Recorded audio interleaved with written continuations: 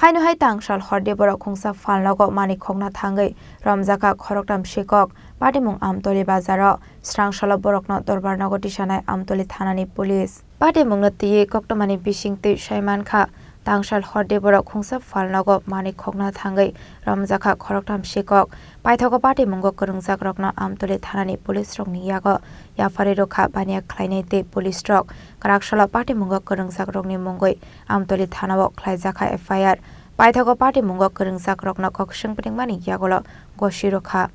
কালকে আমতলী বাজারে তারা একটা দোকানে একটা মুদির দোকানে ঢুকে চুরি করার উদ্দেশ্যে